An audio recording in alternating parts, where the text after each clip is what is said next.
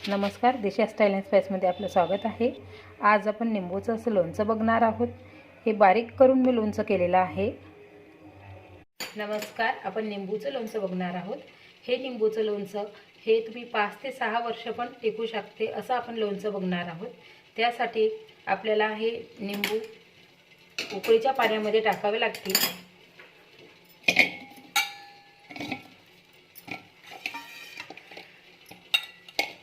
यावर आपण उकळीचं पाणी टाकणार आहोत।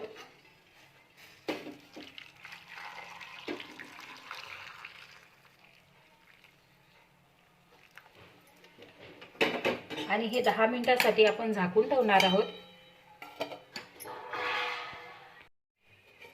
हे बघा 10 मिनिट झालेले आहे। लिंबू असे हे गरम पाण्यात टाकल्यामुळे या लिंबूवर जो कडूपणा असतो तो निघून जातो आणि त्याची साल नरम होते। आता आपण हे निथरून याच्यामध्ये पाणी काढून घेणार आहोत।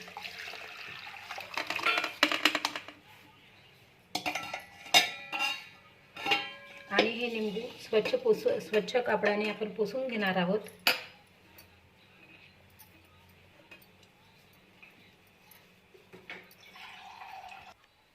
हे बघा आपले लिंबू पुसून झालेले आहे। हे अर्धा किलो एवढे मी लिंबू घेतलेले आहे। आता आपण हे कट करून घेणार आहोत।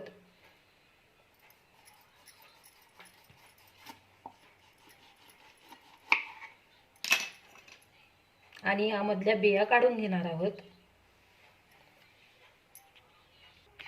हे बघा आपण पूर्ण लिंबातले हे कट करून घेतलेले आहे आणि त्यामधल्या ह्या बी काढून घेतलेल्या आहे। हे बी जर याच्यामध्ये आले तर आपलं लिंबूचं लोणचं हे कडू होऊ शकते, म्हणून आपण ह्या बिया काढून घेतलेल्या आहे। आता आपण ह्या मिक्सरच्या भांड्याला फिरवून घेणार आहोत।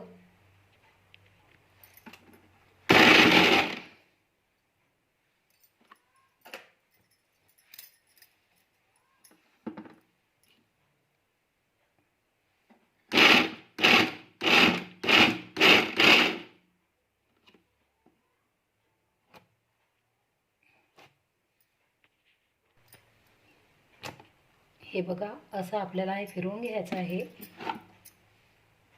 अशी पेस्ट करून घ्यायची आहे। लिंबूचा रस काढून हे लिंबूच्या फोडी मिक्सरला फिरवल्या तरी चालतील, नाहीतर हा रस सर्व बाहेर येतो। हे बघा अर्धा किलो हे लिंबू होते, त्याचा किस हा 400 ग्रॅम भरलेला आहे।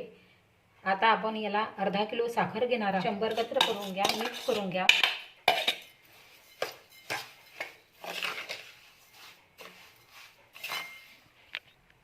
यामध्ये 50 ग्रॅम मी मीठ टाकून घेते। 20 ग्रॅम लाल मिरची पावडर टाकून घेते। हे आपण मिक्स करून घेणार आहोत आणि 5 मिनिटांसाठी झाकून ठेवणार आहोत।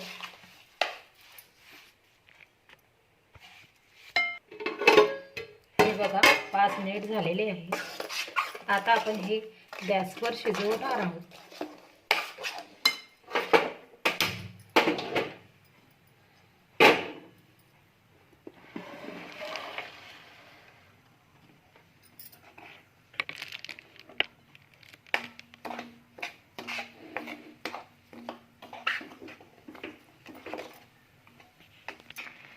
हे बघा यातील पूर्ण साखर विरघळलेली आहे आणि याला उकळी पण आलेली आहे।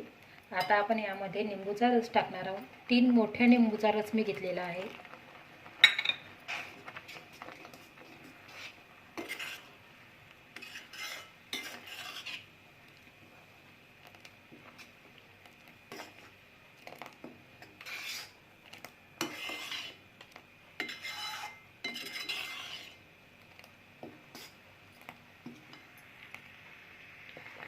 याचा 1 तारी पाक होईल तोपर्यंत आपल्याला हे शिजवून घ्यायचं आहे, म्हणजे आपलं लोणचं खराब होणार नाही।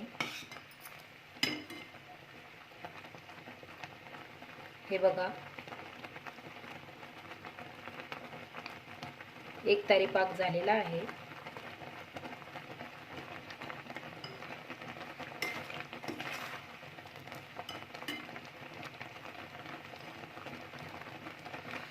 बघा 1 तारी पाक झालेला आहे।